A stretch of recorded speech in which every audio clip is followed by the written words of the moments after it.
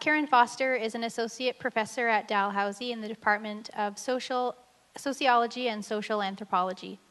She holds the Canada Research Chair in Sustainable Rural Futures for Atlantic Canada and is director of the Rural Futures Research Centre. Her research includes studies of work and income in Atlantic Canada, generations and work, and precarious employment and inequality. Welcome, Karen.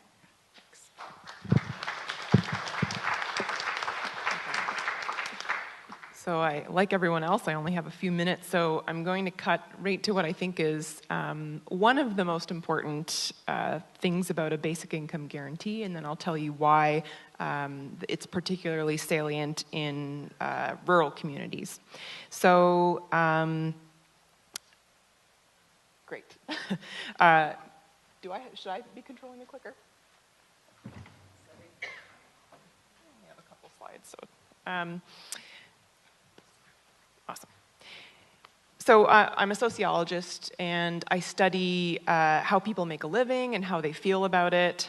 This has included people working for pay, people relying on social assistance, EI, people relying on informal, under-the-table work, retired people, people at the highest and lowest income levels. And across all of the research that I've done, whether I'm interviewing homeless teenagers, contract instructors, photographers, farmers, lawyers, what I've found is that while people do care about the amount of money they have or the amount of income they earn, they care as much, if not more, about the predictability and the stability of their income. So in other words, people can make extremely high incomes, but feel insecure because they don't know if they'll make any money next month or next year. On the other hand, people can have quite low incomes, but be okay because they're predictable and stable and likely to continue into the future. And I should add, they don't have to line up and apply for them every year. People who have to hustle, whether that means chasing freelance contracts, reapplying for their own job every few months, begging for hours from a part-time employer, or dealing with a caseworker to receive social assistance every few weeks, people who have to engage in that kind of hustle face a unique type of stress, and that's the stress of insecurity, the stress of never quite knowing. So when people's incomes vary substantially from one week to the next, or 1 month to the next, there's a psychological unease and a practical difficulty that you don't necessarily see with low income alone. It's hard to think very far into the future when your income is a question mark. These consequences of economic insecurity are both psychologically and socially damaging. Research from Ontario's Rust Belt, where a decaying auto industry gave way to more precarious service-based work, has shown that people who face economic insecurity, not just low income, but unpredictable incomes, are more likely to have mental health problems, and they are less likely to have friends that they can talk to. They're less likely to be involved in their communities. Their kids are less likely to be in extracurriculars. They're less likely to have hobbies compared to people who are in more secure employment with more secure incomes. Because when employers can't commit to people by way of long-term contracts and predictable schedules, people can't commit to the world. When governments can't commit to people by way of consistent, adequate social assistance rates, people can't commit to the world. These are the findings in my academic life that led me to advocate for a basic income in my personal life. Because one of the main features of a basic income, the model that Big NS espouses, is that it's a consistent, predictable minimum income guarantee with very minimal eligibility requirements. So the basic income guarantee that we advocate wouldn't require a person to apply for or prove they deserve a basic income every month.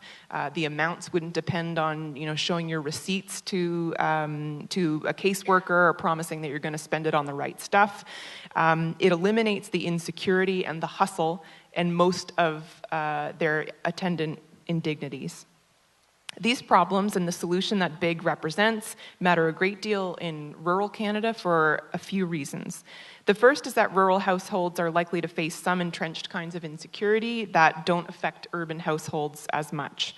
As you could probably guess, rural jobs are more likely to be seasonal than urban jobs. So these are jobs in primary industry, jobs in tourism. Rural households are more likely to draw income from multiple sources, including informal economy sources such as yard sales or jobs that are done under the table. Rural Canada actually has a higher rate of self-employment than urban Canada, and it's largely the precarious form of self-employment where you don't have employees. These three characteristics indicate a different kind of insecurity in rural households, not so much the precarious work that we consider a new development, so temp agency jobs and gig economy work, but older entrenched ways of making a living that are nevertheless insecure and unpredictable and have been for over 100 years. But rural communities also face the same challenges as urban communities to differing degrees. There is straight up poverty in rural places. Employment incomes are lower. Even the amounts that are drawn from social assistance are lower, as is the incidence of social assistance use.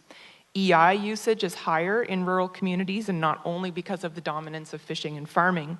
A large proportion of the EI use in rural areas is actually first-time claimants, so not the repeat claimants that we probably picture. There are also qualitative differences in the experience and expression of poverty in rural areas. It's more likely to be hidden. Even homelessness is hidden. There are fewer and, in many cases, no services for homeless people in rural communities. And this happens to the point that homeless young people often migrate to cities from rural communities to become officially homeless, to take advantage of services. So all of this is to say that rural poverty might be a more isolating experience. For these reasons, I see basic income as an obvious and elegant policy solution to the complex problem of poverty and insecurity. Its advantage over the current mix of social assistance, disability, and other income transfers beyond the ones that we've already talked about today is that it would be, I think, less likely to have an urban bias built into it because it just wouldn't have as many eligibility requirements and rules attached to it. And I can get into that more in the discussion.